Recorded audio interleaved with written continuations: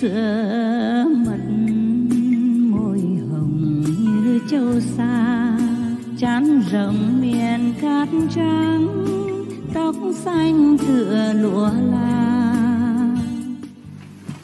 Okay, you have some story, you have some story. Okay, there was a king who was very rich and had everything he wanted. But he felt that he didn't have enough. So he asked his wise advisor to give him a ring, or give him something. A ring or a bracelet that has a very, very special effect. Like if he's happy and he wears that ring or the bracelet, then that will make him sad. And if he's sad and he looks at the bracelet, then it makes him happy. Just like the thermal flask. Keep hot things hot and keep cold things cold. Oh, the wise man didn't know what to do. It seemed a very difficult proposition, no? Or not? What would you do? What kind of bracelet to give the king? He's a king, you don't give, you die. Eh? So what kind of bracelet would we give that kind of king? What do you think? Tell me, you are the wise man. Huh? No? Don't know? Don't read books. It's in the book. Okay. Yeah, they met each other. Yeah, they went to a meeting with each other and they decided they would make him a bracelet with an inscription on it. What kind of inscription? Yeah, you already told the story. You heard the story? Similar. You talked about it. You put down something like everything passes. These two shall pass. These two shall pass. Yeah. So when he's happy, he looks at it and he knows, oh, it won't last anyway. So he becomes sad. And when he's sad, he looks at it. Oh, even the sadness will go away soon. So he'll be happy again. Maybe we should make this kind of bracelets for sale. Everybody should have one, eh? Yeah. And we know the ephemeral nature of life, huh? Actually, that was a similar story, but it was a different story. There was a kind of Sufi master, you know? Or you say yogi, whatever, one name, huh? He was doing very well, and he had a lot of money, and he had a beautiful mansion, a beautiful garden and all that. So one of his friends visited him and said, wow, you are doing well, sir. You have a big mansion, a beautiful garden, all kinds of people to help you, and everybody respects you so much. And he said, oh, this shall pass. And a few years later, that friend came back. Oh, the Sufi master didn't have any more money, didn't have a house anymore, no garden, no assistants, servants, helpers, no car, no horse, people, nothing. And he was living on the side of the street in a small thatch hut, a grass hut or something, living from hand to mouth. So the friend was very surprised and said, how come you are reduced to this state? Also the Sufi master said the same thing again, this shall pass. And a few years later, the friend came back, the master had a house again, a nice garden, a lot of assistants, a lot of horse people, a lot of trees, a lot of cars, a lot of people coming in and out, and everybody respects him again, and he's doing well again. So the friend didn't want to say anything anymore. What if he says something and he says, this too shall pass, then he might not have anything anymore. So in case you feel very miserable about the 10 conditions outside and the lack of luxury bathroom, think about that. Yeah, who knows? This too really shall pass, no? In a few days you go home, you have your own bathroom. It's not true? Yeah, okay, so. Are you okay? You complain? No. Anybody complains? Seriously? No? Good boys. Good boys, good woman. Okay, good. We should always be prepared, you know, because life is never the same. Yeah?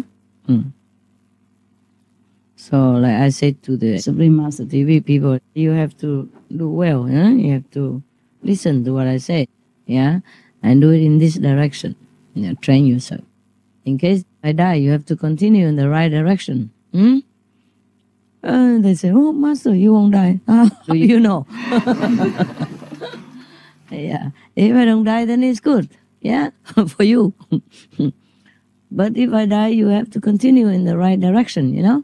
In the beginning, if you don't listen to me, later on you will, you know, go astray from our path, and it's no good, is it? Huh? No. Okay. You know, when you call somebody master or teacher, you should listen to what she says. Huh? If what she says is correct and right and doesn't harm you or anybody, then it should be okay, and you should listen. You can't just call somebody master and then always do against in the opposite direction. Then it's just empty words. Yeah? It's bad for you even. You won't get anywhere with such an ego. I told you already, ego is the one that separates you from your true knowledge. Yeah. The more humble, the more yourself will be revealed. The real one. The real one. Okay, there's another story somewhere.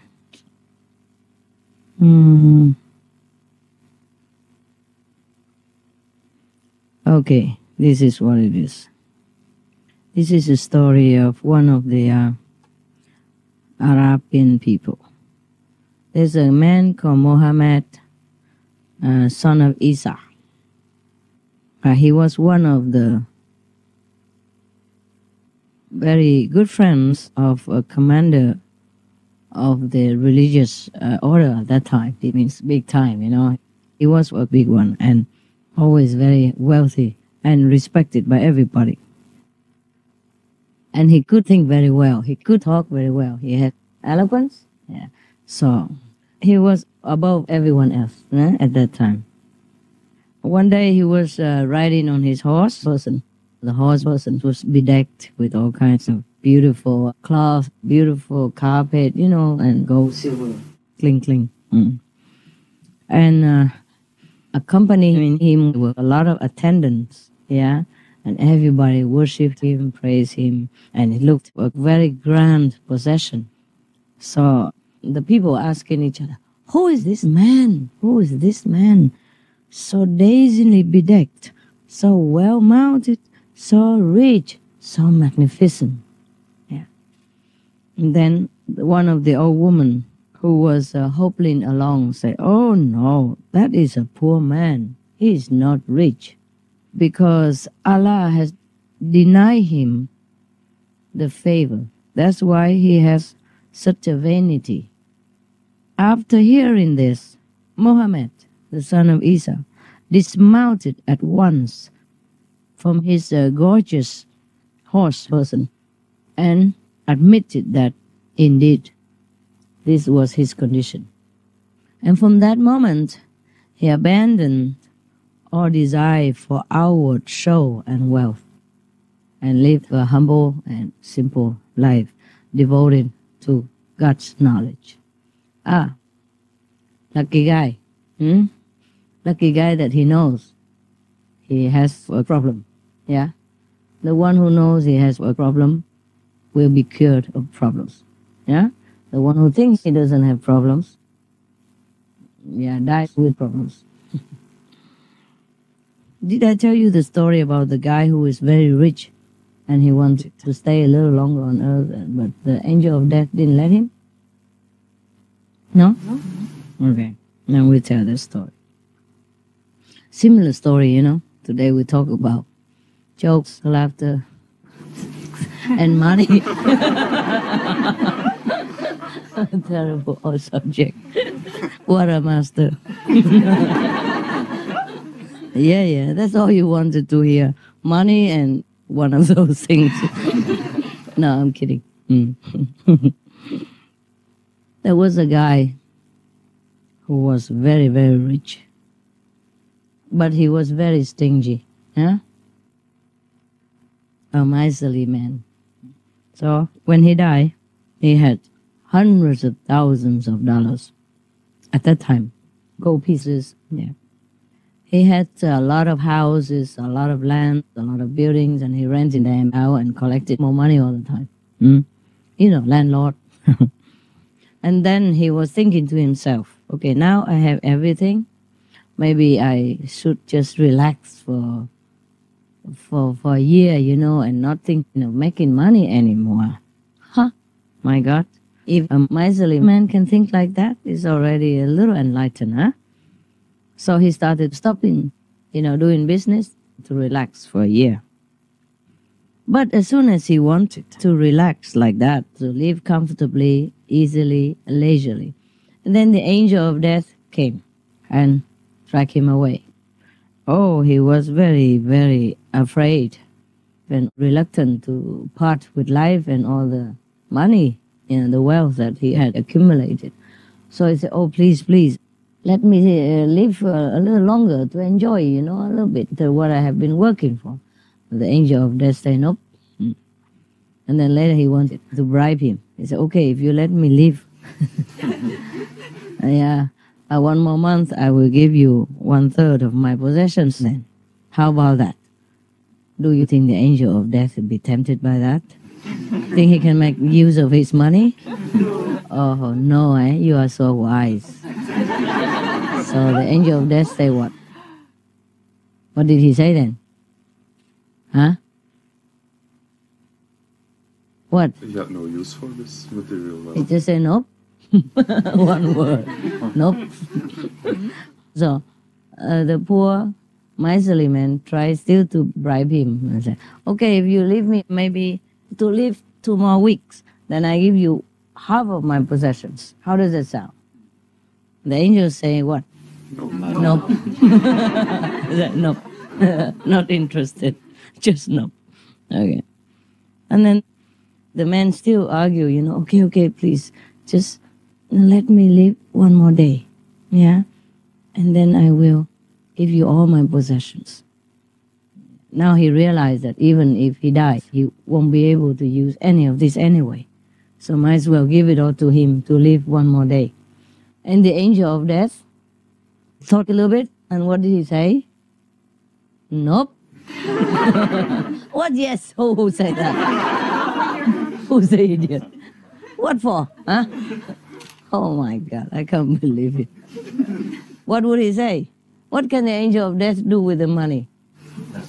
Huh? It's nothing to do, but to continue the story, I thought he might say yes. Oh, he would say yes, then the story would continue? Joking. Okay, so he said nope again, okay? What would he say? Huh? Tell me again.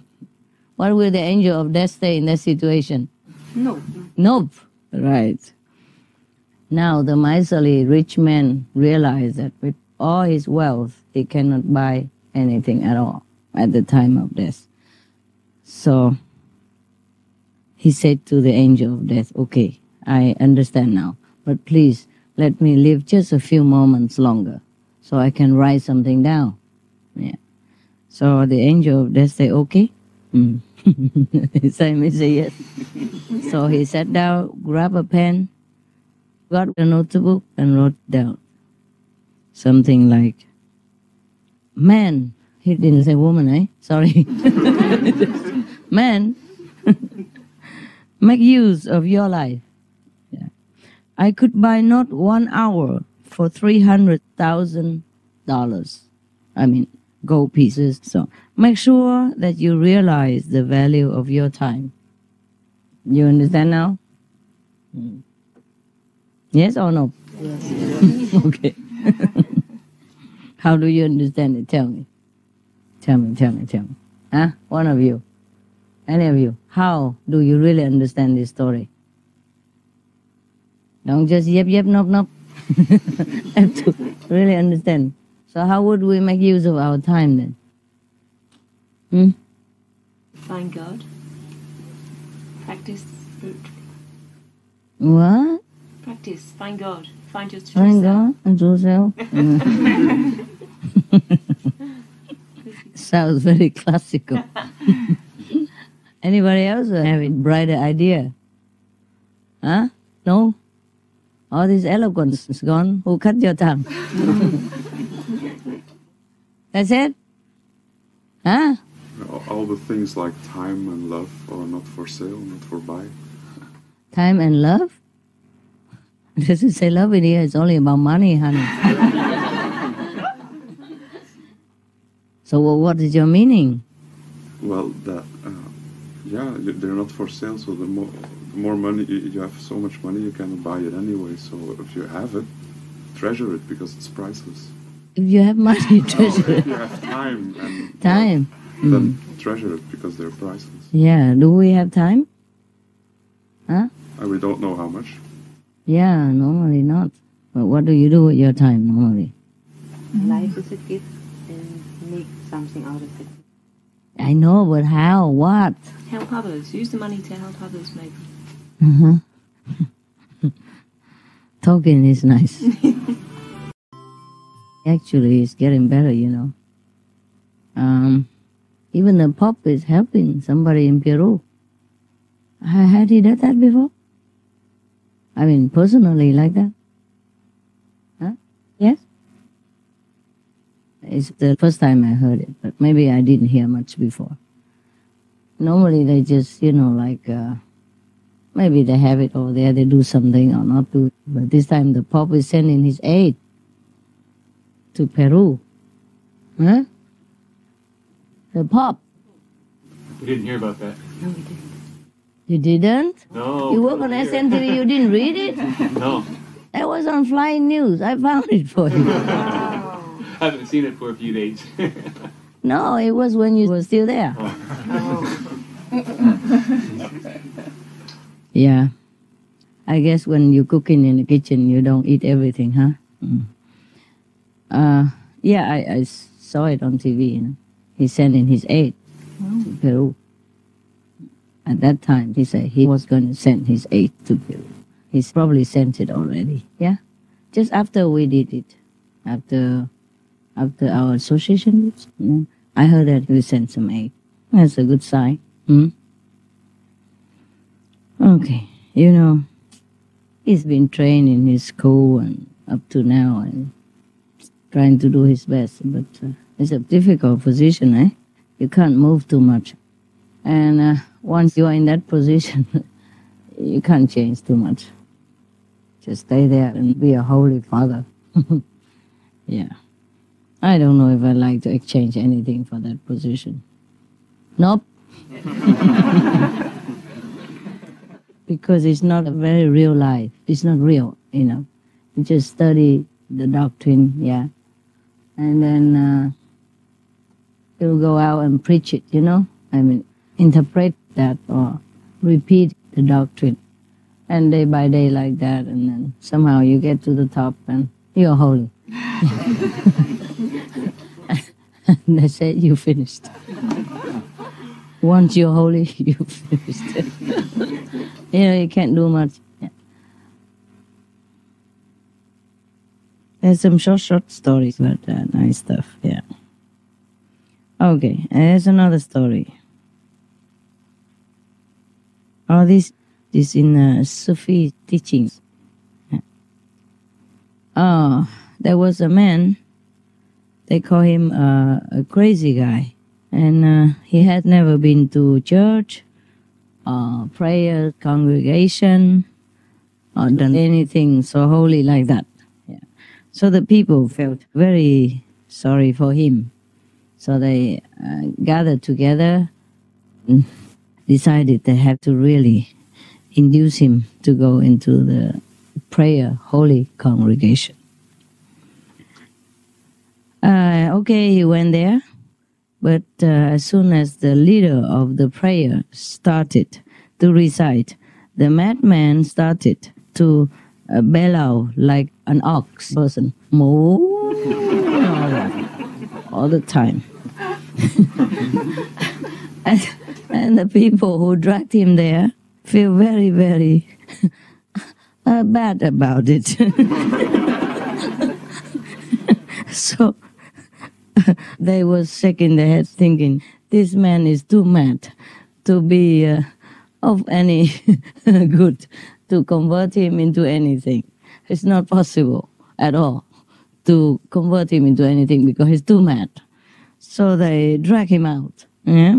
And afterward, after the congregation and prayers, ceremony finished, they still have a little compassion. So they came and tried to teach the madman something. And they said to him, You really have no idea about God? Huh? That you should make such a noise, like a cow person, in the middle of a holy prayer congregation. Why did you do that? The madman say, I was only doing what the prayer leader was doing. Because when he intoned the prayers, he was buying an ox person. So I spoke like an ox person. You don't understand, huh? No. It's coming. So when this strange remark was reported to the leader of the prayer, then he admitted, he confessed, he said, when I was saying God is the greatest, I was thinking about my farm. And when I got to the phrase like, praise to God, I was thinking of buying an ox person. So it was true. And at that moment, I suddenly heard something strange bellowing like an ox person. Thought I was a madman. So do you understand what it is? Yeah? No? Why you knit your brow like that? What is it that you don't understand? Huh? I'm not sure. I'm not sure you understand. Anybody understands? The madman was a master or a wise man. Oh, come on, give me a break. How else could you know? It's just reciting the words is not enough. Your heart has to be in the same place. That's right. That's right. Now, people think he's a madman, but maybe he's not. You see? He's just not like them. So they think he's a madman. Whoever doesn't go into such a congregation, doesn't go into the church, doesn't offer prayers together with everybody, they think he's mad. And they are trying to convert him, take pity upon him, want to save his soul, save his understanding about God and all that stuff. Love thy neighbor. But this madman actually, he could not bear it, you know. If he goes in there, he would moo like a cow person. Because probably that's what they do. Or another day, maybe he would chip like a bird person. If the prayer leader was thinking of buying a bird person or feeding a bird or something, then maybe he just attuned to that. So because he's so sensitive, yeah, he can see through people's hearts. And people think he's a madman, yeah, because he doesn't do what they do, like going to the church and singing out loud and praying like those people. Yeah, and those people were supposed to be very holy, leader of the group and priest and all that, but they did not truly concentrate on what they were doing. That's what it is. So the bottom line here is that it's your heart that counts. Yeah? Okay. Yeah, you can go to the church, but then you have to concentrate. Huh? The same when you go on retreat and all that. If your energy, your mind is not concentrated on here, then you will be a kind of disturbance, because our energy has to be like one, you know? Everybody, one goal, and everybody has to think in the same direction, concentrate and let go of all the mundane stuff. But if your mind is not set on that, then you will be like a sore thumb. You're sticking out and disturbing other people. You know, the sensitive ones. The non-sensitive, maybe not, but the sensitive ones, maybe. Because you're not one with what you're doing. You're not one with the congregation. You are here, but you're not here. Yeah? Anyway, sometimes I see people stick their head through the window there, but they're not really looking at me. After a while, I look at him. He's not there. He's looking, hoping the cloud will fly through the ceiling or something. Looking at the ceiling, or the scaffolding, something like that. So what's the point of sticking the head through the window there? Like the customer of the barber today, how long is the wait? Make sure that the barber is busy and then he's doing something else. Sometimes I tell you as a joke, but in reality it's like that. Some people don't concentrate on what they're doing. They don't value what they have got, Sometimes come in just for fun or just to be in the crowd or just to spot a blonde or something, who knows? Or maybe a choco. Are you looking for a choco? Yeah. So this is like a funny thing that we have read, but it can apply to us also. Of course, sometimes your mind wanders. Your mind wanders. It's normal sometimes. But it's not like you come here with that intention, on purpose. Come here just to be in the crowd or to have fun, or why not? Or nothing better to do, or bored, or something like that. Do you understand me? Yes. Yeah? Then it is very bad for you, and bad for other people as well. You come here and you ruin the good atmosphere of other people who have been working hard to achieve it. Yeah, you come here with a low intention, and it's very disturbing. It can be like piercing your skin, that kind of energy, or very disturbing. Like you would touch people with your hand, or pulling them, or punching them, or poking them, things like that. Is that disturbing? Disturbing like that. I mean, almost physically like that, and make people feel not right, agitated. So sometimes, even though you see the person doesn't do anything, but that's only physical. Yeah? If you see what he's doing inside, then it's the worst thing you can see. Because sometimes people's minds are very, very coarse, not very pure. And it can be very disturbing, especially when all things are calm and pure in a retreat like that. Then you can feel it more acutely. Like if the brother's clothes are white, if you just sprinkle a drop of ink on it, it will show right away because it's white. So like in the retreat, the atmosphere is very pure and quiet. And if one or two or three or four of you are not pure enough or came here with the low motive, just to join the crowd and things like that, or something else in the head, then it's very, very disturbing for other people. And for me also, of course. And these things you don't see. These things you don't see. If somebody like stabs somebody with a knife, then you see it. It's blood coming out and people are screaming and you can see the wound. But if somebody does similar things with the energy, you don't see. That's the problem. But do not think that stabbing with a knife is worse than the thing with the energy. No.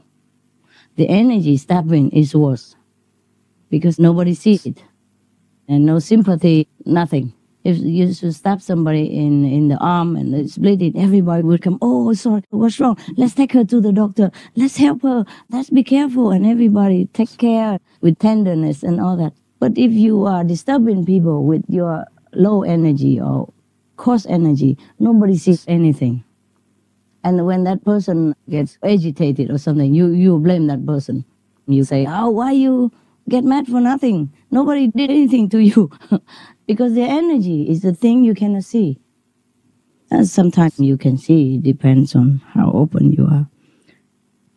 So make sure your inside is clean, okay? Not just the clothes, not just washing your face every day, but wash inside. And if you have any low motive to come here, you better check it out and change it. Any questions? No. Okay, good. You know, I just forgot one joke in that book. I don't know how. I forgot it. So maybe I'll tell you. It's getting too serious. We got to joke a little. You know, there were two people who went on a blind date. You know what a blind date is, yeah? Sometimes in a computer, my name is so-and-so, how tall, how big, I'm looking for a man or a woman, blah, blah. And of course, they don't know each other very well. Or sometimes friends arrange two bachelors to meet each other, and they didn't know each other before. Sometimes they didn't even see their face before. Just a blind date. It's really a blind date. So there were two people who went together on a blind date, a man and a woman, of course.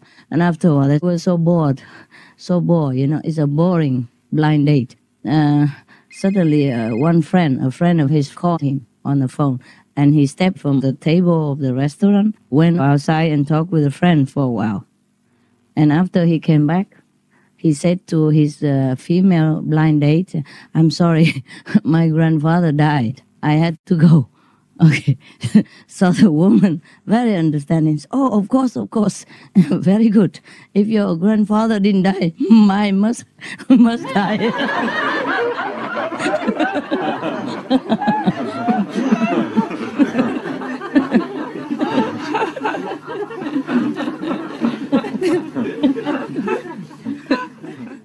Good, huh? Okay. I thought there was a very good one. Okay. All right, then. Meditate again or sleep, whatever. Are you okay still? Yes. Not very tiring sitting all day, all night? No, It's okay. No? it's getting really good now. Truly? Yeah. Yeah? Uh-huh. You all have the leaning, that's why, right? The sleeping has been good, right? No, actually, only when I'm in here with a lot of light and a lot of people and you don't meditate, so your temperature rises up. But if you're alone in here, you know, without the interference of this woman and no light, then your temperature sinks down. And then you're very calm, just the right temperature. Yeah, this weather is very nice, really. It's just very nice. The first day I came, I felt so nice, so peaceful. Okay, have a good night. Sleep, good sleep. Okay, thanks. Remember God, you are divine. Have a good night.